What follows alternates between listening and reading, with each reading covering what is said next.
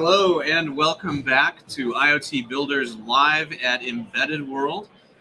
We are at the AWS booth in Hall 4. This is booth 550. We're in Nuremberg, Germany. And joining me today is Joe Julicher. Hey, Joe. Hello. And Thomas. Hello. Hello. I think we've seen you guys before. We have been quite regulars on this program in the last couple of days, indeed. That's right. So this is part 3 of building the AWS IoT ExpressLink demo badge. It's the fastest path to connectivity, and you're going to tell us how you did it, developing with the demo badge hardware.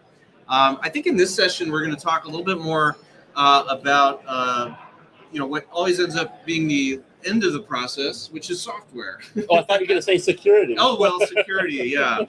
Well, you know what's great about ExpressLink is you don't have to worry that much about It's security. built in. So you probably didn't have to do that much with security, huh? Not this time, but it's always an afterthought. Yeah. Okay, so let's start. Let's do a little bit of a recap of part 1 and 2, which you've already done. But maybe explain a little bit about the demo badge and first of all, what it is and why you did it, and what we've covered so far. Sure. So on Tuesday was our first part of this series. So we talked about kind of introducing the AWS IoT ExpressLink service itself. What is ExpressLink? It's, a fast and simple way to connect your products to the cloud. And with more and more smart products and smart home, smart connected devices, having that fast and secure way to connect your devices, that's really the key. And that's what ExpressLink is all about. So on Tuesday, we talked about, okay, what is ExpressLink and how did we build our first product, so to say, our demonstration product, which is the demo badge. So we ran that last year for reInvent at our annual conference at AWS to, talk about the ExpressLink service and the ExpressLink offering and really showcase it in a real product. We designed the hardware, we built the hardware, we built a workshop actually to educate people on what is the capability of ExpressLink and how can you, the customer, actually build it into your own product. Yeah, that's great, and it was a great workshop. It is a great workshop. You've repeated it multiple times, but I participated in it myself, and it's just an excellent way to show how to prototype and design a product. Yeah, really great. Okay, so let's see. Where does that leave us now? What things have we left off so far in describing the whole process of this thing? It's software. Did we miss anything else leading up to that? I think so. I think we did all right. In the first day, we talked a lot about the requirements, how the workshop worked, how ExpressLink makes this very easy to get to the cloud. Yesterday, we talked a lot about how this hardware, the number of prototypes it took to get to the final hardware, and the decision process that went into it. So I think that the software that's running on the host processor and maybe some of the software that we actually ended up putting in the cloud to support the class will be the focus of today. Okay, great. So let's start with that. Now you made some choices in the software that you used for ExpressLink.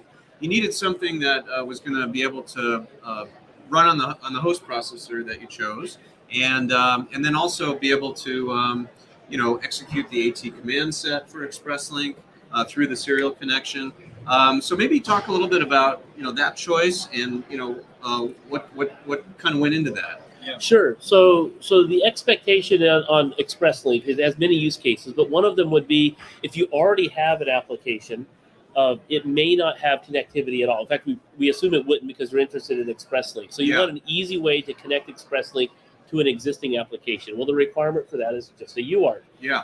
And for the class, we needed a processor with a UART. So we chose this Raspberry Pi Pico, the RP2040, because we also wanted to meet the needs of the expected class attendees. So at reInvent, it's a very cloud-focused class. And we don't expect a lot of the attendees to be strong embedded programmers. I do a lot of embedded programming, and it's all C.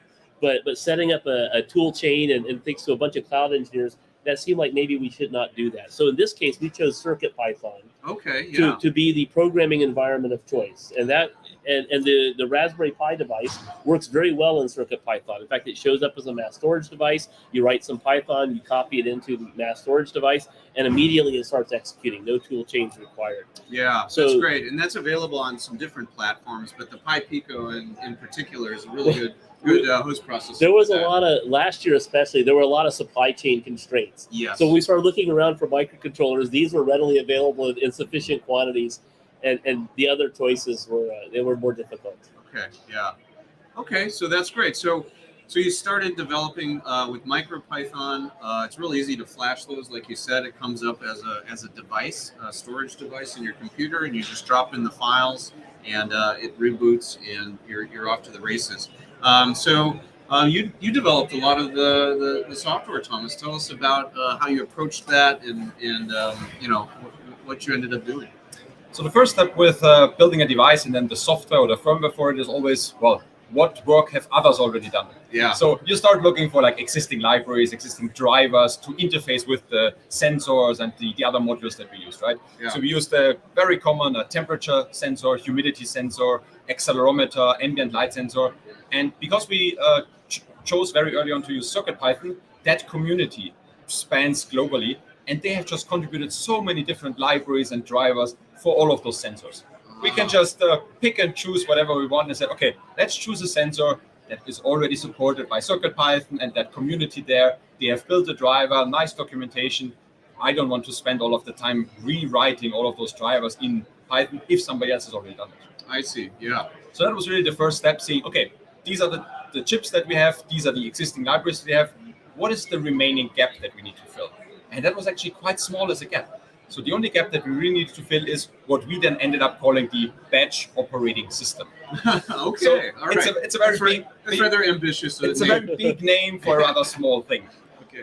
So it's always easy, right, to just say, okay, let's create a class as a representation, an instance object that represents the batch. And then that initializes all your peripherals, it initializes all the I2C addresses for your sensors, and pulls in all of those modules for you to use. Yeah, because there's a number of different peripherals actually on this batch. You've got a little screen, you've got buttons on there, and then you've got a number of sensors. And even this LED strip here too, which is actually one peripheral, but five different LEDs.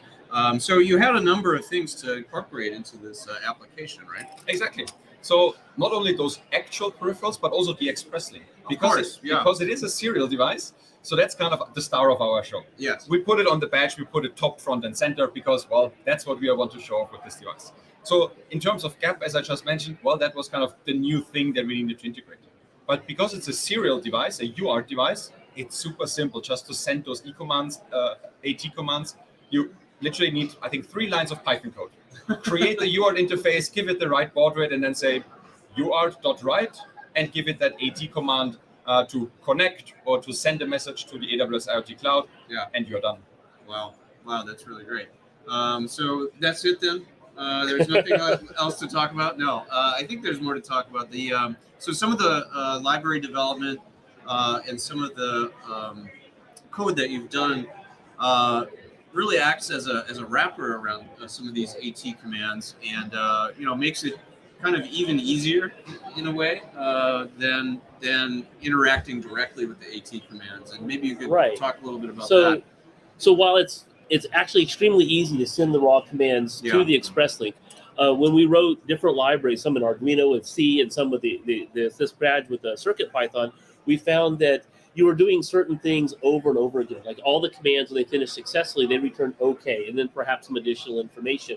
Or they'll return error with an error code and some additional information. So we started adding wrappers to streamline this, because we didn't want to have the class attendees do something where they're always repeating themselves, you're going to make mistakes. It's going to make it more tedious. So we wrapped all the ExpressLink commands with commands that give you sane, Python-like error codes and Python exceptions, and made a very Python-like interface library. We've also made similar libraries for other environments. So you have a very Arduino C++-like library on our repo, but that library was not used in this badge. Okay. So one aspect to that is, of course, the parsing of the return code, like OK or error. The other aspect is, well, we spend most of our time in a text editor. well, hopefully it's a little bit a smart text editor. It's like an IDE. Yeah. So you want some code completion, function comments, header description, which Highlighting. parameters do you want to type in. Exactly. So that's what these prototyping SDKs now add on top of that. You can just type your raw AT commands if you want, but then you kind of need to have the spec sheet with the AT command documentation next to it, or you rely on that built-in feature of your IDE to pull in that auto-completion, code completion with documentations right built in. I see. Yeah. And so people getting started with ExpressLink, you don't need to use MicroPython. No, of course not. You can also even use Arduino sketches. You can Anything. use really anything that basically allows you to write serial commands over the UART, which is almost any language. Pretty much. Yeah. Exactly. Okay. Well, that's pretty cool. So so in your workshop, there were a number of advanced lab modules too that were included. Maybe you could talk a little bit about this. This is after you get through the workshop, doing the coding, getting your badge connected. What else was there? So one thing we found when we started working with ExpressLink, and I'm an embedded guy. I didn't do a lot of cloud before working with ExpressLink. Yeah. Is once you issue the AT plus connect command, yeah, you're connected. That it's anticlimactic. So we end up spending the entire time talking about the things you can do once you're connected. Yep. So it was a new experience, spending a lot of the time using the services that Thomas was teaching me about, our shadow services and time stream, and the way all this data can flow smoothly into our cloud infrastructure. Yeah, that's a great point, because we talk a lot about how we make ExpressLink easy to connect, but what is that next step?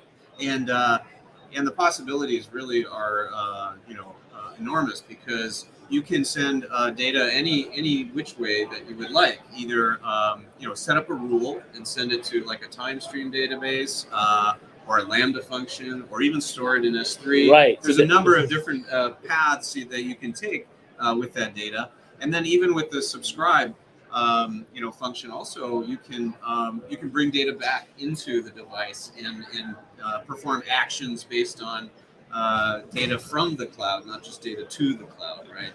So you decided on a particular pattern, which is a time series database, and then for some of the demos.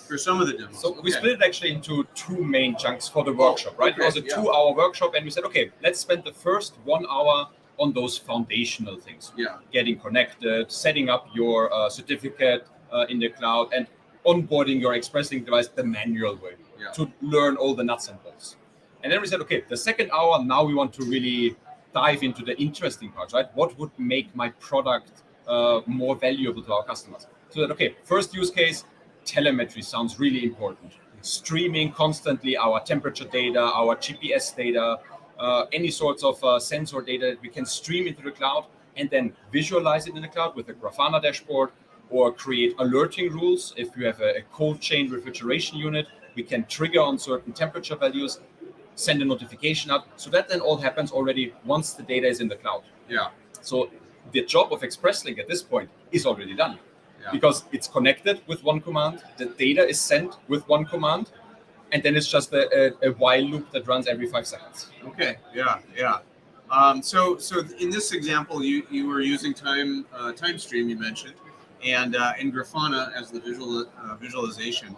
But you also had this interesting feature with the screen, right?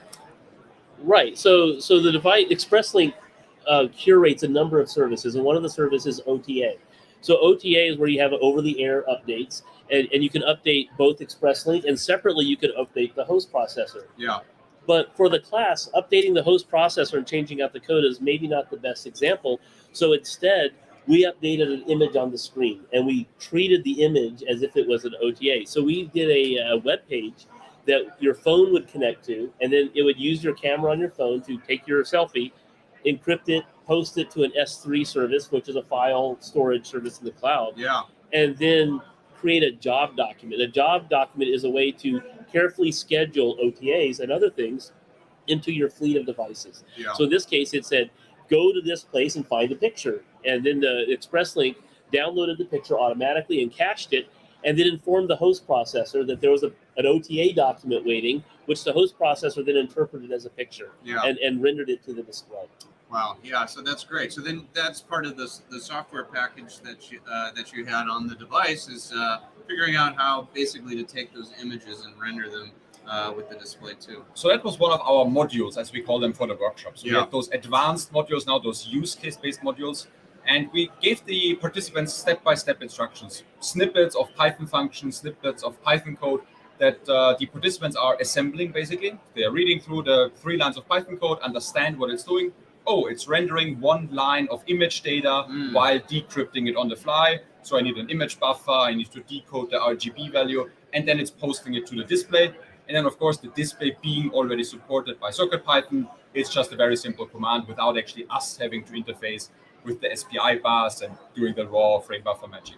Yeah. Okay, that makes sense. So yeah, so that it seemed like this is a really full-featured workshop because there's a number of these use cases that you can exercise and try yourself. And it's not just sending simple data; it's actually interacting with the cloud, which I think is really where a lot of real use cases fall. Right. We wanted to hit a number of the areas that are critical to all IoT devices, and over-the-air updates that cover bug fixes, security patches is incredibly critical. You cannot reasonably put out an IoT device without in some manner of doing OTA. So we wanted to showcase the OTA APIs and how that service works, but we just did it by downloading images. Okay, yeah, that makes sense. So I always called it, well, we have firmware images. Why don't we use normal images instead? Because it maps nice and it's more visual, right? It's quite satisfying if you see your own picture on your demo badge, fully end-to-end encrypted, just streaming in line by line. Yeah, that's great. So these prototyping libraries, they're available on GitHub. All of this is open source too. Yes, open source. We have the hardware design for the demo badge open source. It's available on GitHub. You can almost one-click order one of those devices through one of the typical manufacturers and assembly lines. You can download our firmware, our badge operating system, as we called it, as well as the Arduino, Python, CircuitPython, MicroPython libraries to really get started in your IDE. Yeah. And of course, the programming guide for the AT commands is available as well. I see. Yeah. So those other support, like the Arduino, it's very important because these badges aren't readily available. You can order one with the artifacts that are on the GitHub, but most of us will be able to purchase a dev kit such as this one, and then take advantage of the Arduino sketches to do very similar things in a more embedded-looking environment, not necessarily CircuitPython. Yeah, and that's really nice too. Some of the ExpressLink dev kits come with the Arduino headers already on them, like this one, and so it's really easy to then take a host. So that's available DigiKey or on Amazon. You can buy that directly. And then here you have. Well, this is a SparkFun Redboard Turbo, which is a SAM D21 based Arduino platform. I see. Yeah. And this is a good choice to use for this because the traditional Arduino UART and the USB, they're separated. So that makes this work much more easily. People have tried to use like the old Uno-based Arduinos, and that's a more challenging development environment. Right, because sometimes it's hard to get to the UART in both cases. Yeah, so that way you can basically still interact with your ExpressLink and still interact with your host processor seamlessly. Yeah, that's great. Okay, so any kind of last minute points or comments you'd like to make about the badge project and all the work that you've done here?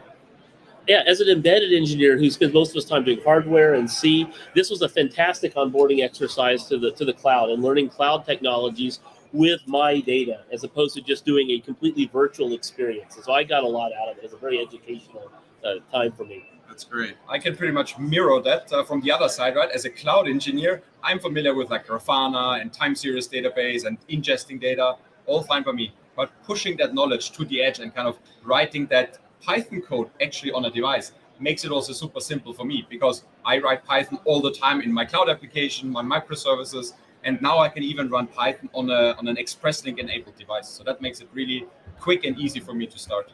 That's awesome. That's really awesome.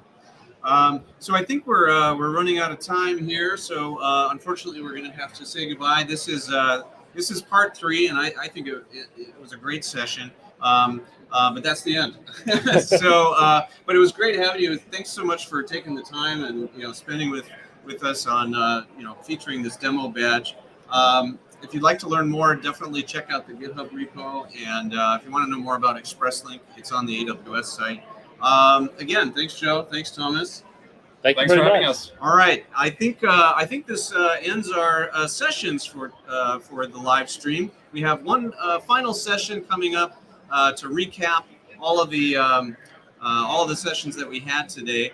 But this will be the last one for new sessions. But we've had a great time at Embedded World, and really glad you could join us.